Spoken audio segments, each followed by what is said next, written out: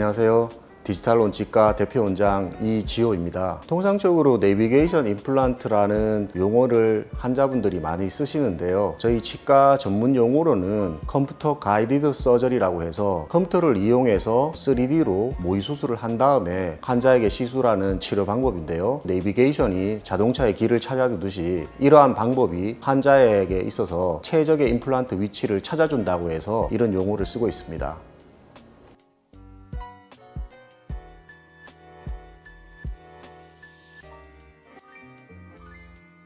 가장 큰 차이점이라고 하면 기존에 우리가 임플란트를 시술할 때는 환자의 구강 내에서 시술자가 그 상황을 판단하고 위치나 방향을 결정짓는 반면에 내비게이션 임플란트는 미리 모의 수술을 함으로써 치아가 들어갈 최적의 장소에다가 임플란트를 심을 수 있는 게 장점이고요. 결국 탑다운 방식이라고 해서 임플란트를 심어놓고 그 위에 보철물을 올리는 게 아니라 미리 치아의 위치를 결정하고 그 결정된 위치에 임플란트를 심는 그런 방식이라고 할 수 있겠습니다. 결론적으로 말씀드리면 치아를 먼저 만들어 놓고 임플란트를 심게 됨으로써 치료가 다 끝난 다음에 씹는 기능이나 저작 기능이나 이게 가장 극대화될 수 있도록 할 수 있는 그런 방법이 되겠습니다.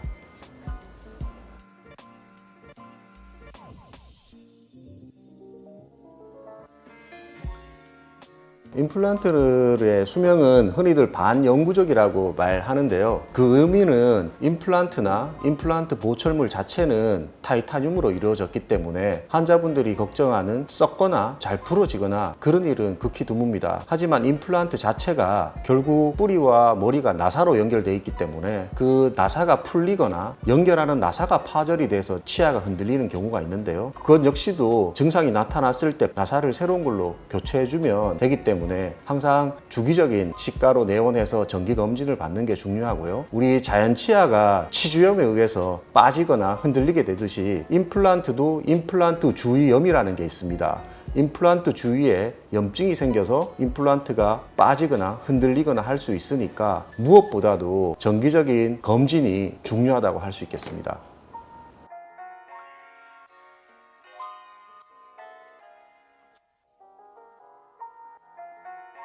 임플란트를 할 수 없는 경우에는 두 가지로 크게 나눌 수 있는데요. 환자분의 어떤 전신질환이 임플란트를 수술을 받기에 어려운 상황, 당뇨가 너무 심하시거나 아니면 심장질환이나 혈관계 질환이 있으시거나 아니면 의사소통이 좀 안 되거나 이런 분들은 임플란트를 하기에는 어려운 상황이고요. 또 국소적으로 그냥 치아에 잇몸뼈가 너무 많이 녹아서 뼈 이식을 한다 하더라도 향후에 임플란트가 기능을 했을 때 씹는 저작의 힘을 받을 수 없을 정도로 잇몸뼈가 너무 약하신 분들은 임플란트에 제한이 있는데요. 대부분의 환자들은 내과 선생님과 상의해서 당뇨를 조절하거나 먹던 약물을 끊거나 뼈 이식을 하게 되면 대부분의 환자들은 임플란트를 성공할 수 있다고 보고 있습니다.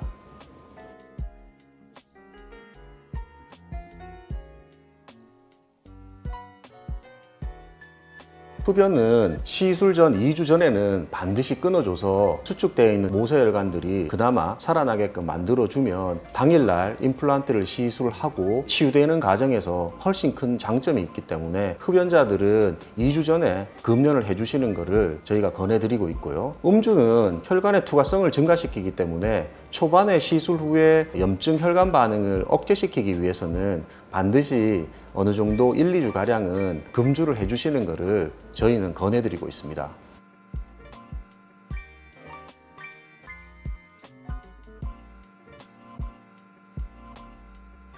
치아가 발치된 자리에 임플란트를 시술하게 되는데요. 치아가 발치된 원인에 따라서 치아가 잇몸뼈가 많이 높거나 고래폭이 부족한 경우에는 뼈 이식을 통해서 임플란트를 시술하여야지만 처음의 상태로 회복이 가능하고 결국 기능적으로 큰 문제가 없는데요. 치아가 치주염이 아니고 단순히 치아가 부러지거나 치아의 충치로 인해서 발치를 하게 되는 경우에는 잇몸뼈에는 손상이 없었기 때문에 뼈 이식 없이도 임플란트 시술이 가능하다고 보고 있습니다.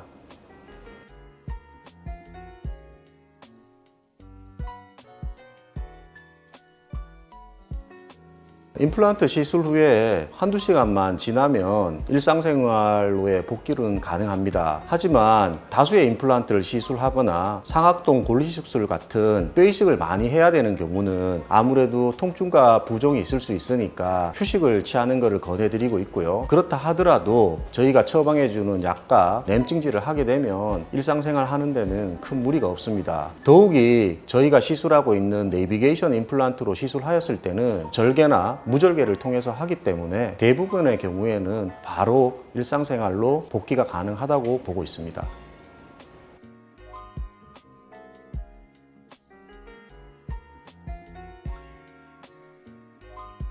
혈관이 확장되는 따뜻한 목욕을 한다든가 아니면 사우나를 한다든가 가격한 운동을 한다든가 하는 것은 피해야 될 것이고요. 상악동에 골을 이식하는 경우에는 코를 푼다든가 빨대로 음료를 섭취한다든가 하는 것은 반드시 피해 주어야지 처음에 이식된 골과 임플란트가 자리를 잡기 위해서 도움이 된다고 하겠습니다.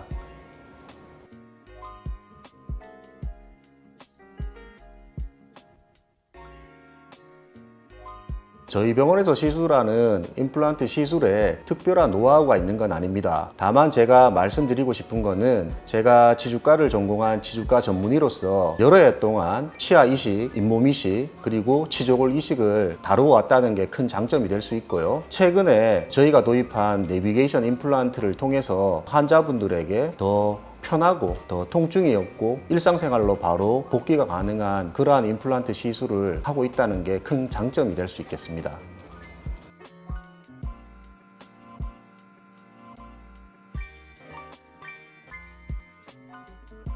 아래 위턱의 전체 틀니를 사용하는 노인 환자분들한테 저희가 내비게이션 임플란트를 이용해서 오버덴처를 만들어준 케이스인데요.